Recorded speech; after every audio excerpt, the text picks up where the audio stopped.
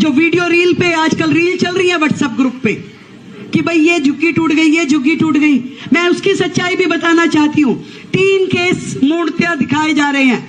एक जो वजीरपुर की फाटक पे है, भाई जो बिल्कुल ही अगर रेलवे लाइन पे आ जाएगा और रेलवे लोग कहेंगे कि भाई हमें सिग्नल नहीं दिखता 3-3 मंजिला मकान से, तो उसकी जिम्मेवारी थोड़ी ना सरकार लेगी। कल को कोई एक्सीडेंट हो जाए, किसी का जान चला जाए, तो किसकी जिम्मेदारी होगी भाई? किसने कहा है कि रेलवे लाइन पे जाके बसो? बिल्कुल रेलवे से सटा करके यदि उसमें डीडीए या रेलवे एक्शन लेती है तो सरकार कुछ नहीं कर सकती भाई। हम चाहते हैं हमारे नागरिकों की जान की सुविधा रहे। सड़क पे बच्चा घूमेगा, रेलवे लाइन पे बच्चा घूमेगा, ट्रेन चढ़ गई, कौन जिम्मेदार है भाई? इसलिए वो उस पे एक्शन हुआ जो केवल और केवल रेलवे लाइन के पास में थी।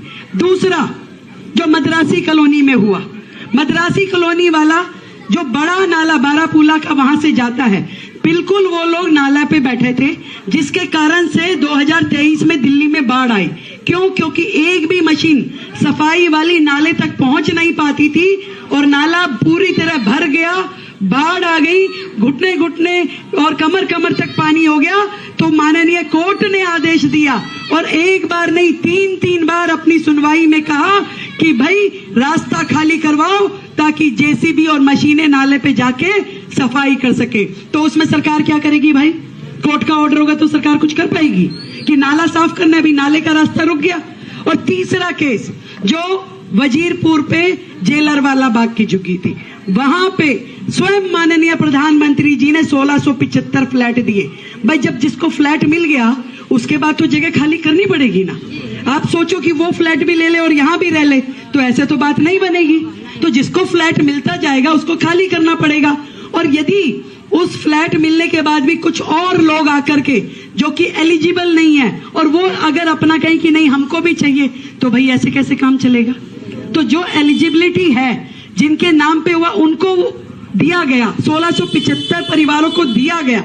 उसके बाद यदि वहां पे 150 परिवार बच गए और वो कहें कि हम तो इस झुग्गी को खाली नहीं करेंगे, तो वो उसमें हम तो कुछ नहीं कर सकते। तो केवल ऐसे 3 उदाहरण हुए हैं। इसके अलावा दिल्ली में एक भी झुग्गी के अंदर ना कोई हाथ लगाने गया, ना उसको किसी प्रकार की तकलीफ दी और ना कभी आगे होगी। चाहे आप ताउम्र यहाँ रहिए, आपको हम ये वादा आपकी अपनी मुख्यमंत्री कर रहे हैं। ना कोई घबराने की जरूरत है और ना ही साजिश में आने की जरूरत है। मैं आपको कह रही हूं, निश्चिंत होकर रहिए। जो नाजायज है वो होने नहीं देंगे। यदि कहीं कोर्ट का कोई मैटर होगा तो हम भाई माननीय कोर्ट की अवहेलना नहीं कर सकते। उसमें हमारा ना कोई रोल है, ना कोई कार्रवाई है। और ये जो हमारे झुग्गी के लोग हैं, ये हमारी केवल ऐसा जीवन नहीं है इनका कि यहां पड़े हैं, ये दिल्ली की लाइफ लाइन है।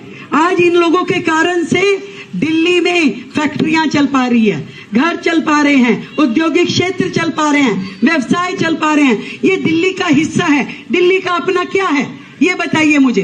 दिल्ली पूरे देश भर से आए हुए लोगों का समूह है। आज यदि कोई बिहार से आ रहा है, कोई यूपी से आ रहा है, कोई हरियाणा से आ रहा है, कोई उत्तरांचल से आ रहा है, एक एक परिवार जो वर्षों से दिल्ली में आके बसा, आज वो दिल्ली का अधिकारी है और दिल्ली उसके लिए जिएगी और दिल्ली उसके लिए काम करेगी।